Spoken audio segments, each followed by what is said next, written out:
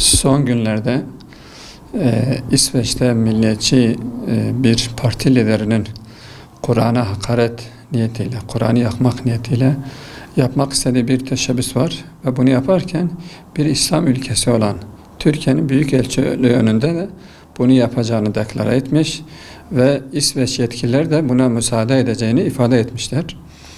Yani biz bu tür saldırılara yabancı değiliz. Tarih boyunca İslam'a hazımsız olanlar, Kur'an'ı hazmedemeyenler böyle kirli emellerini gerçekleştirmek için bulundukları yerlerde Kur'an'a, İslami değerlere, mukaddesatlere saldırılarını devam ettirmişler. Bu da bu saldırıların bir devamıdır. Tabi burada bazı şeyleri hatırlatmakta yarar var.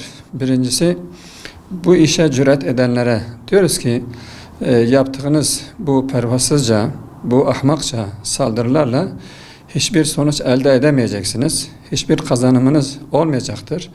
Müslümanların Kur'an'a olan bağlılıkları, Kur'an'a olan düşkünlükleri daha bir güçlü bir biçimde devam edecektir inşallah. Siz Kur'an'ın sedasını, Kur'an'ın mesajlarını asla susturamazsınız. Bir diğer mesajımız da bu yapılanlara destek olanlar ve arkadan bunların sırtını sıvaslayanlara diyoruz ki bunu yapmakla siz sadece kendi asıl niyetinizi ortaya koymuş oluyorsunuz. Biz biliyoruz ki kukla biçiminde ortaya çıkan bu tür insanlık dışı yapıda olan şahısların arkasında mutlaka destekleyici unsurlar vardır. Batılı hükümetlerin, Avrupa'daki yetkililerin bunları desteklemiş olmaları, onların tinetini İslam'a ve Kur'an'a olan hazımsızlığını ortaya koyuyor. Bundan dolayı asıl niyetleri ortaya çıkmıştır. Artık dünya kamuoyu, özellikle İslam ümmeti bunların asıl gayesini, amacını öğrenmiş bulunmaktadır. İslam ülkelerine de şu mesajı vermek istiyoruz.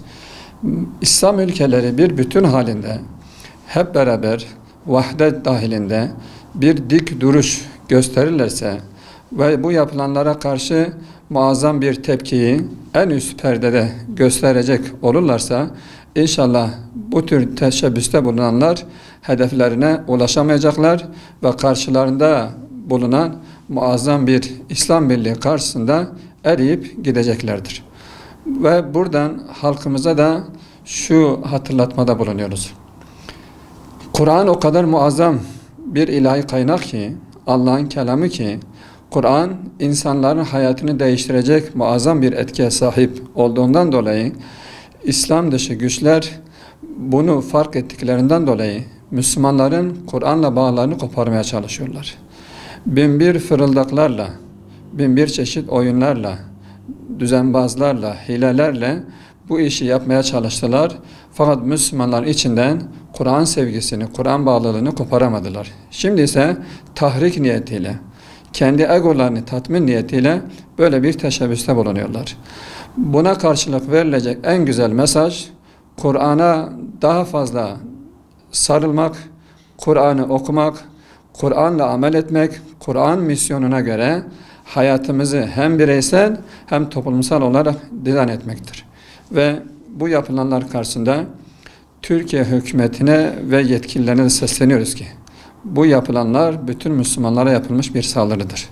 Kendileri en üst perdede diplomatik olarak yapacakları en ciddi tepkilerini göstersinler. Bu tepkilerini gösterdiğinde Müslüman halk, kamuoyu da onlarla beraber olacaktır.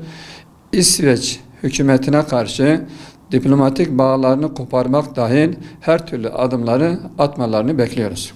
Bismillahirrahmanirrahim. Malumunuz İsveç makamları Kur'an-ı Kerim'in yakılmasıyla alakalı skandal bir karara imza atıp bunu ifade özgürlüğü adı altında meşru göstermeye çalışıyor.